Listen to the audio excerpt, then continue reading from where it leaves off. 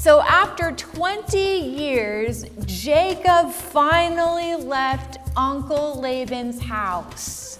He left with 2 wives plus 2 more and 11 kids, right? And a multitude of flocks, a lot of livestock. But he was fearful to go home because he had a brother named Harry. Red, right?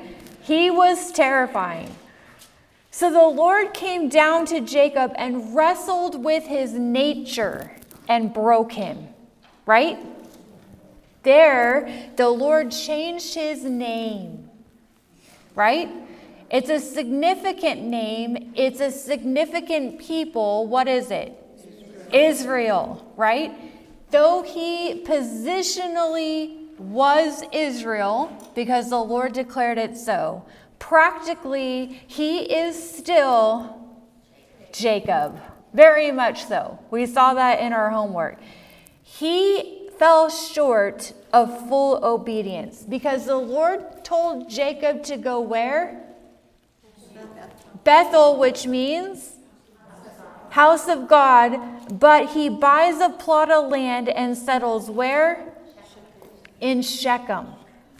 Okay? This lack of obedience is the backdrop for tonight's text. We are in Shechem, right? Okay, look at chapter 34. Genesis chapter 34. Now Dinah, the daughter of Leah, whom she had borne to Jacob, went out to see the women of the land. And when Shechem, the son of Hamor the Hivite, the prince of the land, saw her, he seized her and lay with her and humiliated her. And his soul was drawn to Dinah, the daughter of Jacob. He loved the young woman and spoke tenderly to her. So Shechem spoke to his father Hamor, saying, "Get me this girl for my wife." Now Jacob heard that he had defiled his daughter Dinah, but his sons were with the livestock in the field. So Jacob held his peace until they came. Uh-oh. Dad had no reaction. Mark that. That's a big deal. And Hamor, the father of Shechem, went out to Jacob to speak with him. The sons of Jacob had come in from the field as soon as they heard of it, and the men were indignant and very angry. I bet they were, because he had done an outrageous thing in Israel by lying with Jacob's daughter. For such a thing must not be done. But Hamor spoke with them, saying, "The soul of my son Shechem longs for your daughter. Please give her to him to be his wife. Make marriages with us." Is that a red flag on the field? Anybody? Okay, good. We're learning this. Give your daughters to us and take our daughters for yourselves. Is that a red flag on the field? Okay, good. You shall dwell with us, and the land shall be open to you. Dwell and trade in it and get property in it. Shechem also said to her father and to her brothers, "Let me find favor in your eyes, and whatever you say to me, I will give. Ask me for whatever bride price you want," right? The dowry, "and gift as you will, and I will give whatever you say to me. Only give me the young woman to be my wife." This chapter is horrible. It's really terrible. Dinah is probably 12 to 13 years old at this time. Jacob allowed Dinah to go hang out in Vegas by herself. These things should not be overlooked. Basically, Jacob said to Dinah, who's 12, "Sure, honey, go find some friends. Go shopping. Go to the mall. Go to Vegas all by yourself. Go check it out. Go find some girlfriends." She's 12. By herself. All those brothers, and not one escorted her to the city. All those boys, all those men, Jacob could have at least sent her with an escort, but he did not. He just sent her in because she wanted to, because she's 12, because she's the only girl in 11 boys in this dysfunctional family. She wants some friends. And Jacob's like, go ahead. Okay, mistake number one, at least he lets Dinah go. Now, let's talk about ancient Shechem for a second, because this helps fill in what's going on with the Shechemites. The Shechemites are Gentiles, right? They don't belong to Jehovah. They have their ways and they don't know anything different, right? They're just a city, an ancient city, a pretty well-off city that's out there. In the cities of this era, any unmarried, unattached, unescorted young women were viewed as available for use. It's just the way that it was.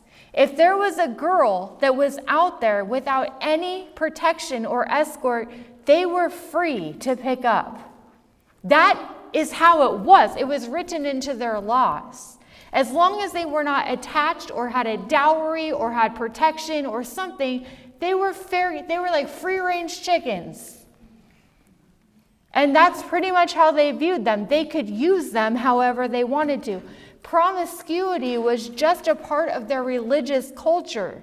In Shechem and nearby cities, it was perfectly normal. They didn't know any other way. Thus, chasing or picking up a 12-year-old girl that's unescorted is not seen as immoral. It's totally normal to do that. Does it make it right? No, not in the least. But it does explain kind of their mindset around this thing. Here's Dinah, and she's out there all alone. They don't even really know who she belongs to. And Shechem's like, I'll take her. And that was normal. That's why it was dangerous. Dinah should never have been there in the first place. Okay? So Hamor and Shechem were offering things to Jacob that's not normal. They are sitting down with Jacob, which is not something they have to do in their culture. They're sitting down with Jacob and they're actually offering things that they usually don't do, but because of honoring Jacob, they're taking these extra steps. So just so you guys know, these are extra steps from what they're used to. So they sit down with Jacob and have these generous terms of offering silver and marriage to make it right, all to smooth over the outrage that's burning in the boys. Right? The brothers are up in arms over what happened to their sister. They should be. Jacob is completely passive. But the boys, they are outraged. They're incensed by this. So, here's what we need to do, because the Bible is about Jesus. How much of it? All of it. Does that include Genesis chapter 34? Yes, it does. So the challenge is, when you come to chapters like this, is say, where is he and what does this have to do with Jesus? Now, our study, we're following the seed, the zera, right?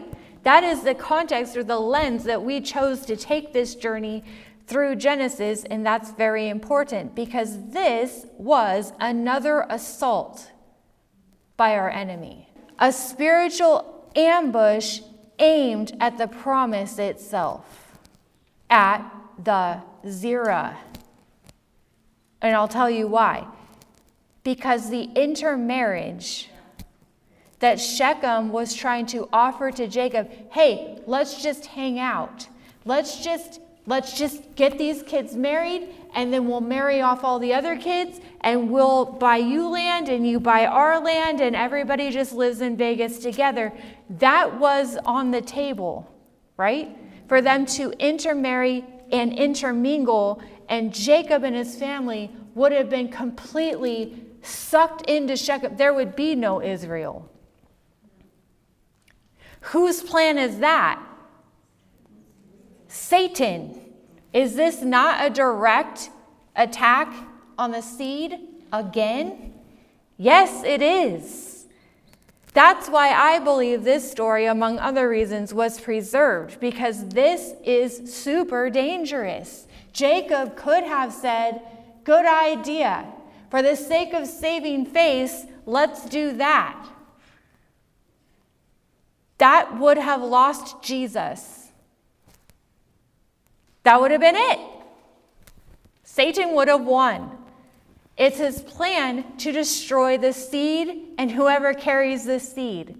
So keep that in mind when you read this chapter. This is more than just what it looks like. It's not just a family tragedy. It's a war in the unseen realm against Jesus Christ. That's what's going on. We wrestle not against flesh and blood ever. This is another reminder that though this story is horrific and it's devastating and it's heartbreaking, a greater agenda is at play. The enemy is using the devastation of man's condition for his purpose. And his purpose is that the Messiah would not come, right? That's the whole point. So the enemy was at work trying to trap Israel, Jacob and the boys, into a compromise that would destroy everything about the blueprint of the seed of the Messiah. Now look at verse 13. The sons of Jacob answered Shechem. Who does? Who's talking? Who's negotiating? Who's talking? The boys. Right? And his father Hamor deceitfully. How are they talking to him? Just like Jacob.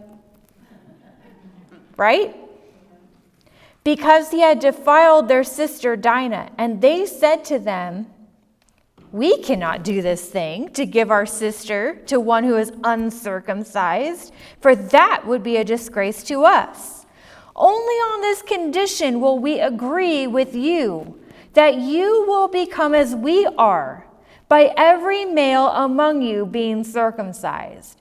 Then we will give our daughters to you, and we will take your daughters for ourselves, and we will dwell with you and become one people and kumbaya. Right? But if you will not listen to us and be circumcised, then we will take our daughter and we will be gone. Verse 18. Their words pleased Tamar. That is unbelievable.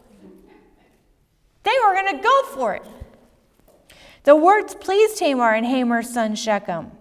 And the young man did not delay to do the thing because he delighted in Jacob's daughter. Now he was the most honored of all his father's house. So Hamor and his son Shechem came to the gate of their city. Why are they in the gate of the city, Bible students? Judicial, right? It's always in the gate of the city. This is something to watch for. They're in the gate of the city and spoke to the men of their city, saying, these men are at peace with us. Let them dwell in the land and trade in it. For behold, the land is large enough for them. Let us take their daughters as wives, and let us give them our daughters. Only on this condition will the men agree to dwell with us, to become one people, when every male among us is circumcised as they are circumcised. And they're probably like, what is circumcised? I don't know. We'll draw you a diagram later. Just say yes. Will not their livestock, their property, and their beasts be ours? There it is. What is Shechem actually after? The money, the wealth. Remember, Jacob came out of Laban's house very wealthy. The fact that he could offer Esau 600 animals tells you all you need to know. That's crazy. He has a lot of wealth. Plus, he is the firstborn. He has the inheritance of Father Abraham on top of it. He's wealthy and they know it. It's money. That's what they're after. Only let us agree with them, and they will dwell with us. Verse 24. And all who went out of the gate of the city listened to Hamor and his son Shechem, and every male was circumcised, all who went out of the gate of the city. They were willing to do this crazy contract with Jacob because it was going to make them wealthy. There had to be a reason. It wasn't just like, well, you liked the other chick last week, so what's the deal with this one? Like, you want me to do what? There was another thing going on. They knew that they could take Jacob and all of his wealth, and that's what's going on. That's important. Simeon and Levi are the boys in this story, right? They are Leah's sons. That's important because they are Dinah's full brothers. Remember, there's steps and halves and all this stuff going on. Simeon and Levi and Dinah were all Leah's. They were full brothers. This was their sister, 100%. Right?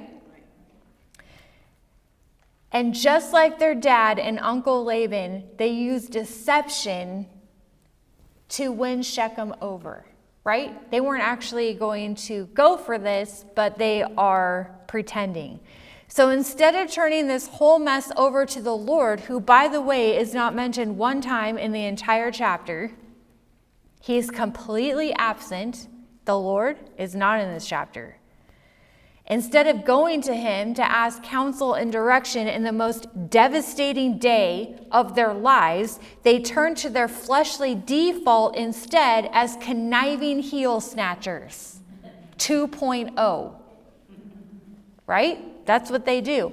What's worse is that they use the covenantal mark that the Lord gave them to set them apart from the nations. They used that as a tool of deception and a weapon of vengeance. The very thing that the Lord gave them to set them apart as a nation that was holy to the Lord, they used that. Gross. Circumcision was a mark of being separate.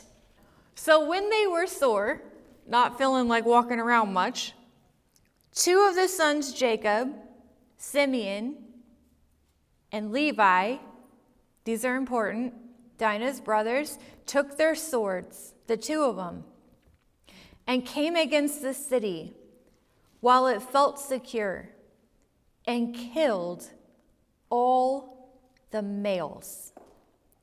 They killed Hamor and his son Shechem with the sword and took Dinah out of Shechem's house and went away. The sons of Jacob came upon the slain and plundered the city because they had defiled their sister. They took their flocks and their herds and their donkeys and whatever was in the city and in the field, all their wealth, all their little ones, and their wives. All that was in the houses they captured and plundered. Whoa, this is nuts. The Shechemites agree to be circumcised because they see the monetary gain in the exchange, right? It's like Dinah no longer exists in the narrative. She is a means to an end for Shechem and her family. It is very sad, this girl. Levi and Simeon, they plunder the city of Shechem including taking the surviving women and kids. They take them. They're now slaves. Jacob's passive reaction to the news of Dinah heated up the boys in the first place. And then Jacob speaks. And what he says is disgusting, I think. Jacob mentions nothing about the sin of the matter. Not what happened to Dinah, and not really what the boys did to the city. Nothing spiritual was addressed at all by this patriarch, Israel, only the physical. Check out what Jacob says in verse 30. Jacob then speaks. This is the first time. And he says to Simeon and Levi, you have brought trouble on. Watch the repetition, Bible students. Tell me what repeats. Ready? You have brought trouble on by making a stink to the inhabitants of the land, the Canaanites and the Perizzites. My numbers are few, and if they gather themselves against and attack, I shall be destroyed, both I and my household. Who's he thinking about? Just throw it out there. It might be wrong. Who's he thinking about? Himself. That's all he's thinking about.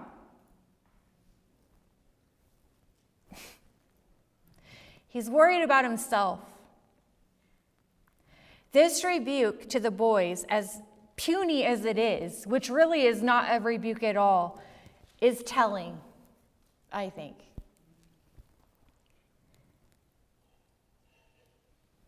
Is this why he didn't defend his brother or his daughter because he was so worried that they would come back on him? He was so worried about what the retaliation was that he did not defend his daughter at all, his only daughter. The brother's response, again in verse 31, makes me want to weep. Because they answer their father, who can only think of himself, who did nothing to protect the family, did not retaliate in any way, and cannot even discipline his sons. They say, should he treat our sister like a prostitute? The end. It's a wild chapter. Everyone is messed up. There isn't one person in this story that is not highly affected by what just happened. No one wins in this. No one wins. This is a loser chapter. The Lord isn't even mentioned. Not one time. He wanted no part of it. He's not in it. Nobody prayed. Nobody sought counsel. This was a huge deal. Nobody went to the Lord. Everybody fleshed out.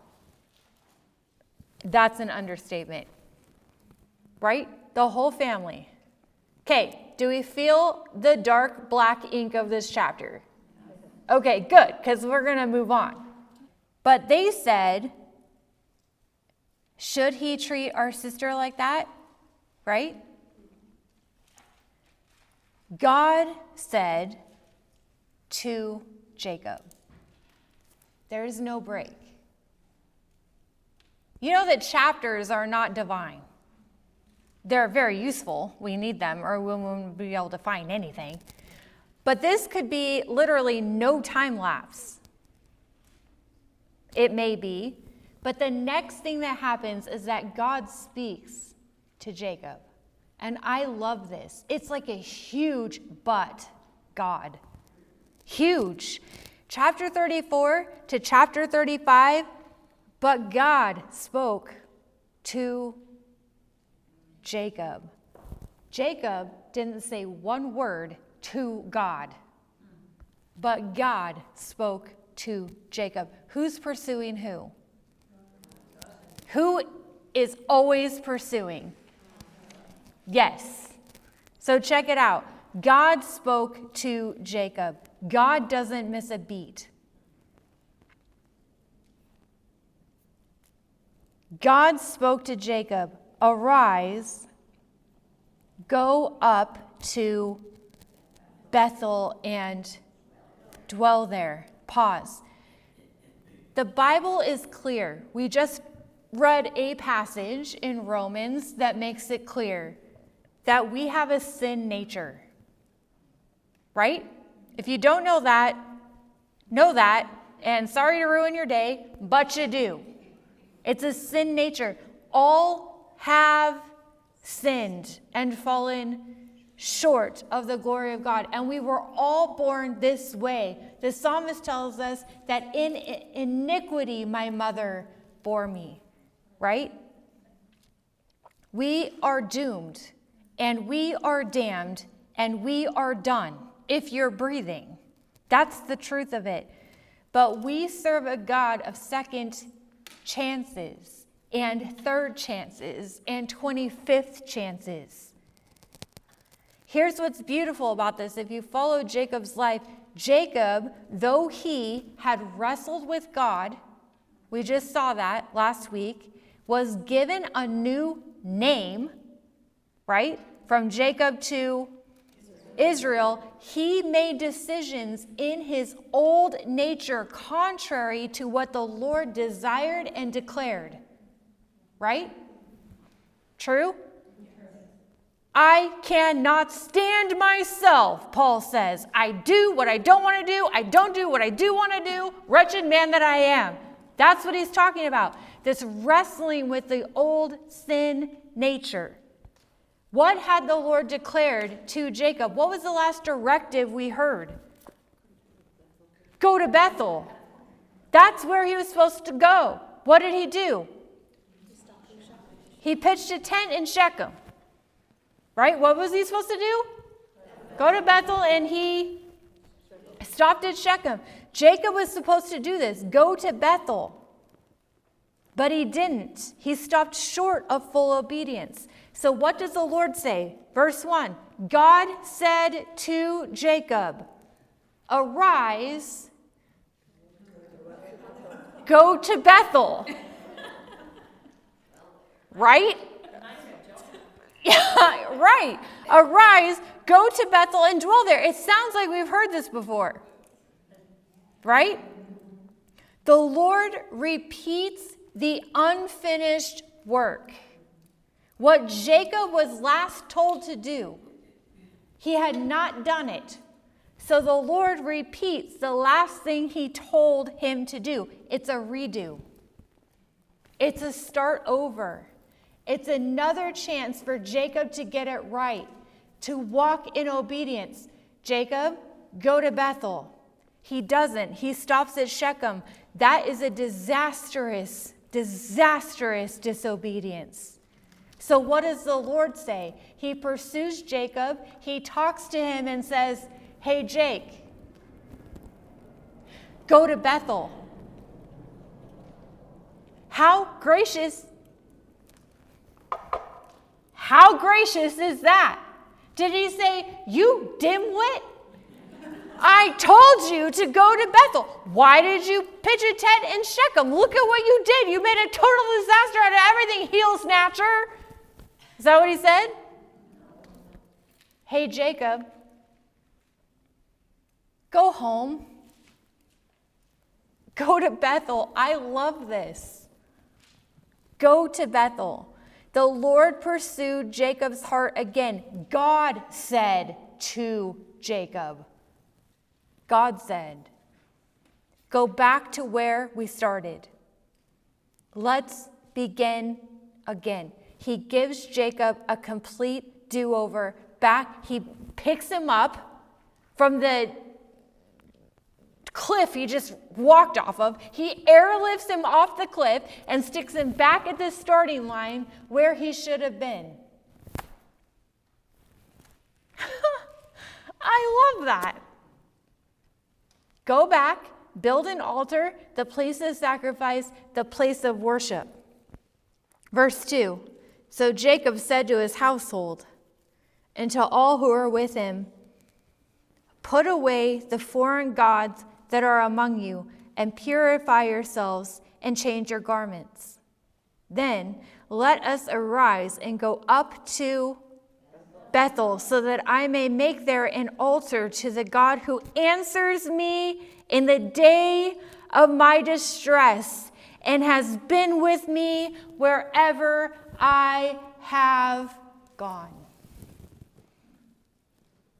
Who loves that? I do. Jacob does the first leadership thing or fatherly thing in his life. This is it. This is his first show of leadership as a dad and as a husband. Not even kidding. Go back. Check it out. This is it. He gives his family 2 exhortations in verse 2. What's the first one? Put away your old idols. Where did he put them? What does the tree always represent? The cross, Calvary, right? They go to the tree and they bury their sin. They go to the tree and they bury their sin. Jot this one down. Romans 6 through 7. Romans 6 through 7 says that we know that our old self was crucified with him in order that the body of sin might be brought to nothing, so that we would no longer be enslaved to sin. For one who has died has been set free from sin. Our old nature has been crucified with Christ. Right? That's where our old man is buried, at the tree. Put away your old idols, Jacob said, the things you worshipped before. Put them away. This entire time, you guys, this family has been idol worshiping. Don't lose that. What is going on with this family? Jacob says no more. The number 2 directive to his family was what? Number 1 was put away your idols. Number 2 was change your clothes. Change your garments. It is a choice to change your garments. We are, if you are, I'm just going to put this out as if we are. If you are, we are saved, redeemed, justified, adopted. These are things that we are, right? We are those things. We've been given an inheritance to the kingdom, positionally, right? We are already these things, but practically, the word exhorts us over and over and over to change our clothes.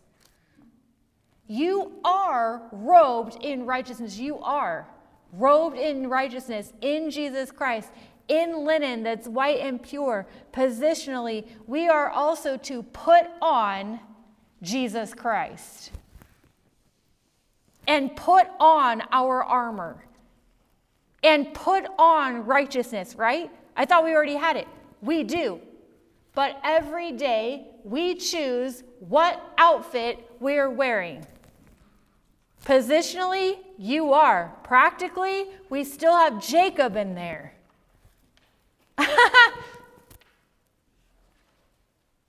Nobody likes that, but we do. Change your clothes. We have been given robes of righteousness, purified coverings, but sometimes we pick up that old stinky jacket and we put it on.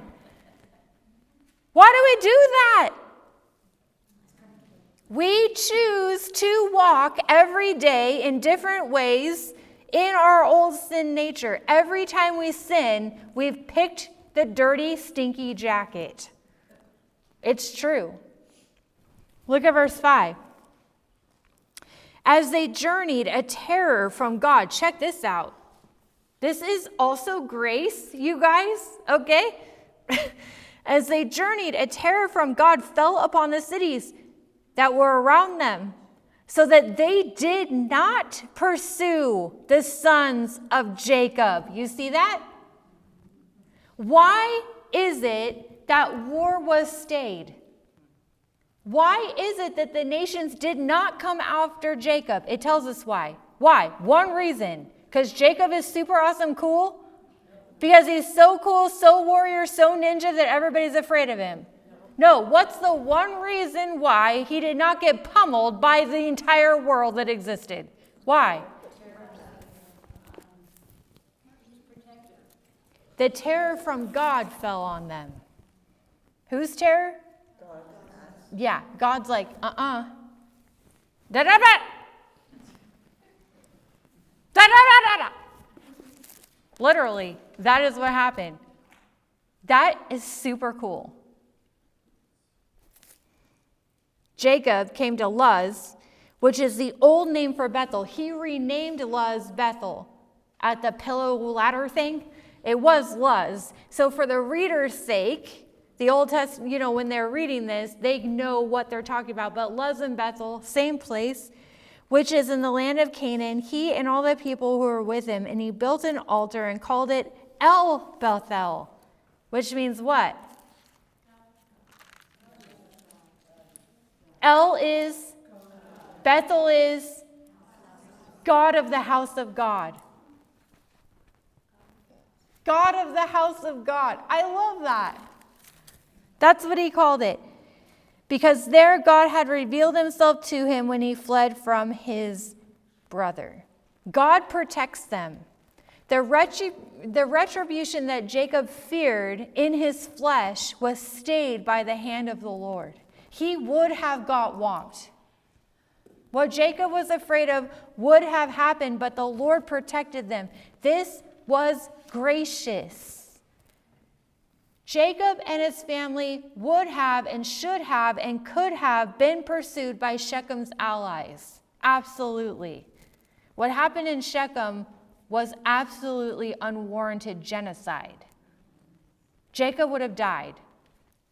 But God's hand was on them, protecting them. For Jacob, sure. For the actual family that the Lord had set apart. But the bigger, most important reason was to protect one fragile, valuable seed. It's all about Jesus, right? That's why. Look at verse 9. God appeared to Jacob again when he came from Padan Aram and blessed him. And God said to him, check this out. Your name is, no longer shall your name be called Jacob, but Israel shall be your name. So he called his name Israel. And God said to him, I am God Almighty. Be fruitful and multiply. A nation and a company of nations shall come from you, and kings shall come from your own body. The land that I gave to Abraham and Isaac, I will give it to you, and I will give the land to your offspring after you. Right? God appeared to Jacob. Look at all the things the Lord said. You tell me, is this new information? No. Is anything about that something Jacob would be like, oh, really? It's not new, right? We love the Lord. And we know what to do, right? What the right thing is. The Lord gives us blessings and he changes our name, and then we take a walk in our old sin nature and fall flat on our face, chapter 34. That is when the Lord sweeps in with his grace every single time to remind us of our new name and who we are because we are his and we are in him. That's what he did with Jacob. The Lord reminds Jacob of his new name, his calling, his purpose, and his blueprint. Did he already know it? Yes, he already knew it. These are not new. but his name and his purpose and his blueprint. It's not a different list. Nothing changed. What the Lord is doing with Jacob is remember your name, your purpose, your calling, your blueprint. Do that. Do that. Ephesians 2:10, one of our favorite verses around here, is, for we are his workmanship, created in Christ Jesus for good works, which God prepared beforehand that we should completely ignore them. That we should pin them on a board somewhere, that we should get to it later, that we should hope that our blueprint changes. No. We are given these blueprints beforehand that we would walk in them. Psalm 139:16 tells us that your eyes saw my unformed substance. In your book, listen to this, were written every single one of them. One of what? Our days. The days that were formed for me. Your day planner was already filled out, when as yet there were none of them. That is so cool. Our name, our calling, our purpose, our blueprint, it is already written. It was yours before you breathed. It is our choice to walk in it. You're not getting another blueprint. There isn't like plan B. The Lord designed you and knitted you together and purposed you for something, and that is your purpose. That is what he wants you to do. There's no other race lane.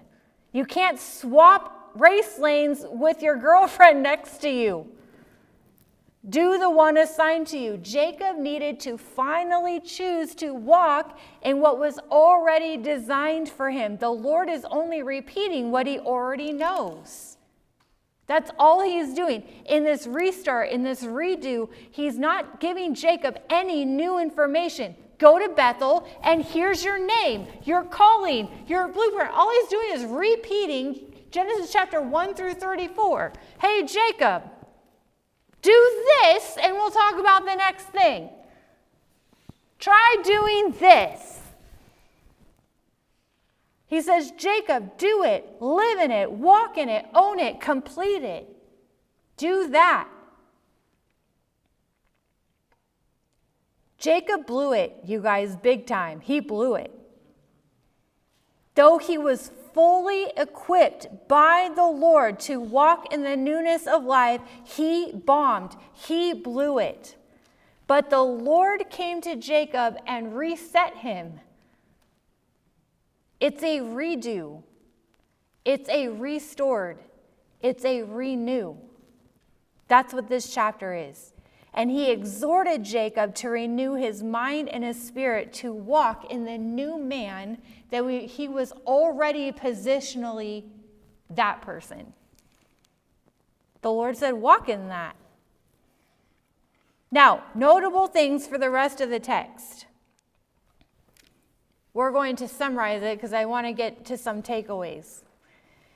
Rachel dies, bringing in the 12th tribe. Remember, there's 11 boys. Rachel's pregnant and has the 12th son. His name was what? Benjamin. Jacob, just like his dad did, shows favoritism. And he shows favoritism to Rachel's 2 kids. The ones he favors is Rachel's only 2 children, which were who? Joseph and Benjamin. Does that ring a bell? Remember the fancy jacket? Okay, it's Rachel's kids that he favored. Bible students, Bethlehem is mentioned for the first time in this chapter. It's kind of an important city. You guys might know a few events that happened in Bethlehem. Ruth and Boaz was in Bethlehem, right? David, of course, is from Bethlehem, the city of David, which of course is where Jesus was born. Okay, there we go. Bethlehem, right? Very important. Here's another thing to note. Bible students, prophecy students, things like that. Reuben tries to usurp his father's position in the family by sleeping with Bilhah. That's what he was doing. He was trying to take over the roost. Okay? This has huge consequences. It's huge, which is why I'm mentioning it. Because Reuben loses his position as the firstborn. Reuben is son number 1. But because he tried to take over basically everything before Jacob even died, that's what he was doing. He lost his firstborn status, forfeiting the birthright. Do you guys remember how important that was? Okay? It's huge. The birthright was everything. It was the spiritual helm of the family and everything that goes with it, right? Reuben loses it. And in Genesis chapter 49, verse 4, Reuben is cursed because of what he did with Bilhah. So when Jacob is blessing and or cursing his sons, Reuben is cursed, not blessed. Remember, there's a birthright and a blessing, and they're separate. So Reuben lost his birthright and he's cursed. Okay? Simeon and Levi are boys 2 and 3. Remember, these are all Leah's kids. Simeon and Levi are boys 2 and 3, but they lost their place in line for firstborn rights because of the genocide on Shechem. Okay? They don't get it. So boy 1, 2, and 3, there's no firstborn rights. That leaves son number 4 in line to inherit the firstborn spiritual inheritance of Abraham.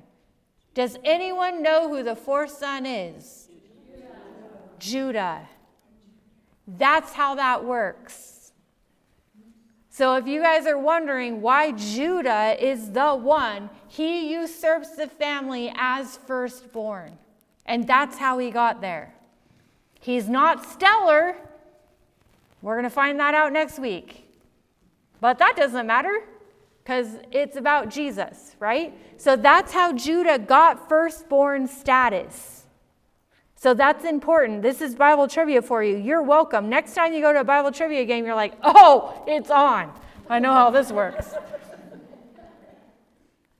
So that's why all that's important. Here's some takeaways.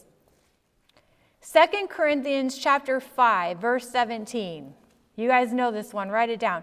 2 Corinthians chapter 5, verse 17 says that, therefore, if anyone is in Christ, he is a new creation. The old has passed away. Behold, the new has come. All that's past tense, right? It's already happened.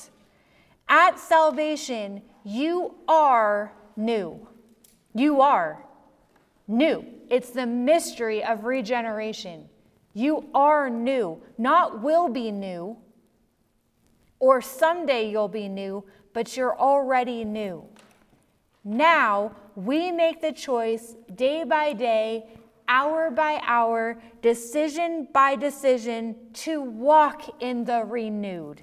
That's up to us. That's our exhortation. The Lord has already given it to us. We decide if we're going to walk that way. Paul spoke of this in several of his letters. If you guys can turn to the Ephesians 4 passage, I'm just going to read this to you, and you guys can study it further. But listen to this, Ephesians chapter 4, if you guys still have a thumb there. Verse 17. We're going to skip around a little bit. But it says, now this I say and testify in the Lord, that you must no longer walk as the Gentiles do. You've been made new, okay? New, in the futility of their minds. Verse 20, but that is not the way you learned Christ, assuming that you have heard about him and were taught in him as the truth is in Jesus, to put off your old self, which belongs to your former manner of life and is corrupt through deceitful desires, and to be what? Renewed in the spirit of your minds, and to put on the new self. Now this is where it's confusing. I thought we were already new. You are. Positionally. But practically and by exhortation, Paul is saying, listen, you have to make the choice to put off your old man and put on Jesus Christ. It's a decision you make every day. Right? Created after the likeness of God in true righteousness and holiness. There's something to look further into in your own studies. Turn over to Colossians chapter 3. Flip over to the right like 3 pages. Colossians chapter 3. Here's a whole chunk on it. Check this out. If then you have been raised with Christ. Who in here has been raised with Christ? Okay. Seek the things that are above, where Christ is seated at the right hand of God. Set your minds on things that are above and not on things that are on earth. Is that an exhortation? Yes. Is that going to naturally happen in your default setting? No. You have to set your mind up, right? Okay. For, verse 3, you have died, and your life is hidden with Christ in God, right? Our old nature is nailed to the cross. We read that in Romans. When Christ, who is your life, this is one of my favorite lines. When Christ, who is your life, appears, then you also will appear with him in glory. Look at verse 7. In these you too once walked, and there's a list above, when you were living in them. But now you must do what? Put them away. Is that an action? Yeah, and then he lists some things you should put away. Look at verse 9. Put off the old self. Is that an exhortation? Yes. With its practices, and have done what? Put on the new self. Is that an action? Yes. Which is being renewed in knowledge after the image of its creator. Verse 12. Put on then, and it gives you a list of things to wear.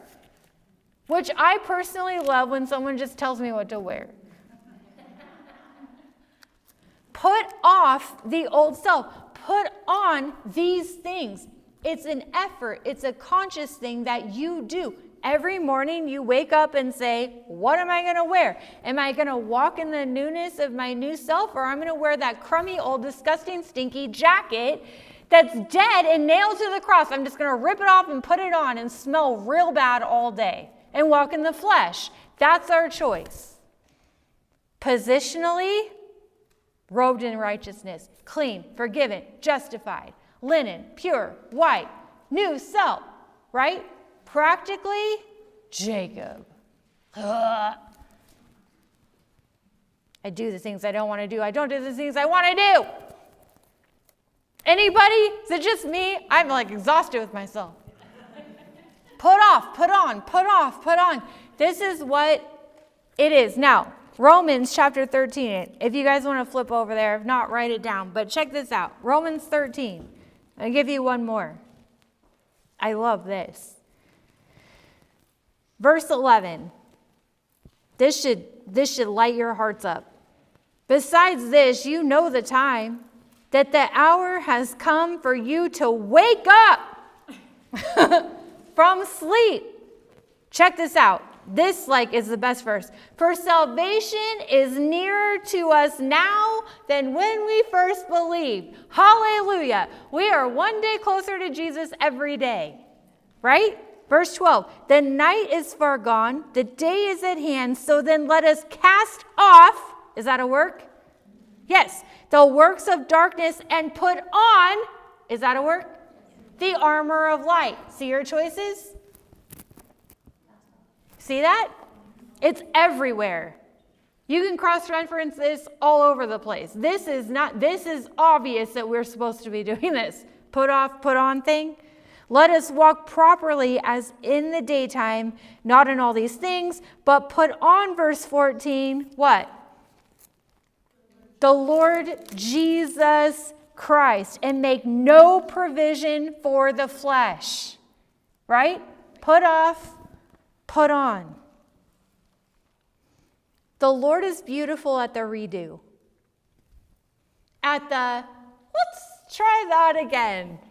There you go. Go to Bethel. He does that all the time, guiding us back to the starting line. It's a beautiful thing.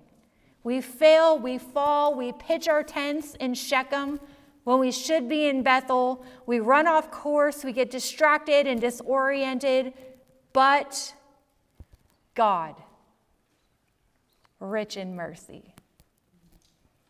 Right?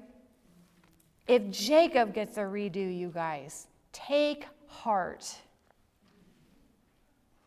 Jacob got a redo. And the Lord sweetly whispered his name and his calling and his purpose and his blueprint in the most gracious, steadfast, long-suffering way. He never mentioned Shechem. He just doesn't. I love that. May we be exhorted tonight to not put on that old, stinky jacket of our old self and to put on Jesus Christ every single day, in every single hour, in every single decision, and walk in our renewed heart and mind and spirit in Jesus as we are called to do.